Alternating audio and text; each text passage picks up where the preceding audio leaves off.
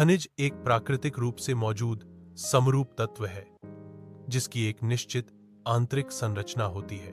खनिज प्राकृतिक प्रक्रियाओं द्वारा बनते हैं और उनकी रासायनिक संरचना और परमाणु व्यवस्था एक समान होती है।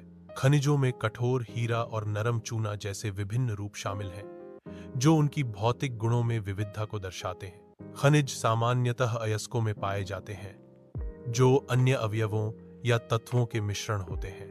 खनिज आग्नेय और कायांतरित चट्टानों में दरारों, जोड़ों, भ्रंशों और विधरों में छोटे जमाव शिराओं के रूप में मिलते हैं। कोयला, जिप्सम, पोटाश और नमक जैसे अनेक खनिज अवसादी चट्टानों के संस्तरों में पाए जाते हैं। समुद्री जल में सामान्य नमक, मैग्नीशियम और ब्रोमाइन सहित विशाल मात्रा में खनिज घुले हुए पाए जाते हैं। ये घुले हुए खनिज विभिन्न औद्योगिक और रासायनिक प्रक्रियाओं के लिए महत्वपूर्ण संसाधन प्रदान करते हैं। सोना, चांदी, टिन और प्लेटिनम जैसे खनिज जलोढ़ जमाव के रूप में प्लेसर निक्षेपों में पाए जाते हैं।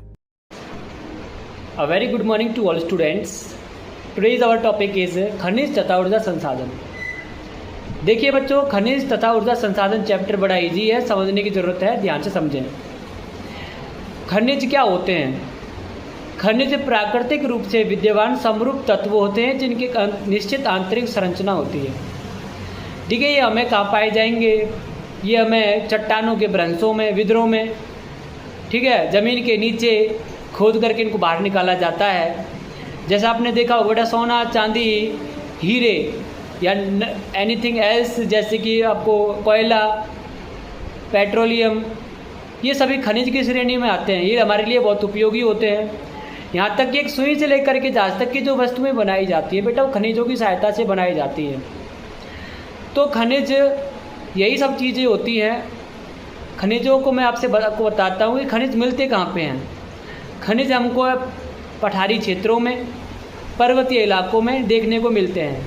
ये मुख्य रूप से बेटा अवसादी चट्टानों और कायांतरित या आग्नेय चट्टानों में देखने को मिलते हैं। तो देखिए, अपने ज्वालामुखी की परिघटना के बारे में सुना होगा। ज्वालामुखी में क्या होता है कि ज़मीन का टेम्परेचर बहुत ज़्यादा हो जाता है अंदर से, तो एकदम से ज्वालामुखी जब फटता है तो उसमें से बहुत ज़्यादा लावा निकलता है। तो जो लावा होता है वो अपने साथ बहुत सारी वैल्यूबल खनिजों को बाहर निकाल करके लाता है। वो बहुत ज़्यादा कीमती होती हैं। जैसे कि उनमें क्या क्या शामिल हैं? जैसे कि उनमें बेटा आपका बॉक्साइट, आप लेगा ग्रेफाइट, चूना पत्थर, साथ ही साथ इनमें बेटा तांबा, लोहा और भी अन्य महत्वपूर्ण खनिज बाहर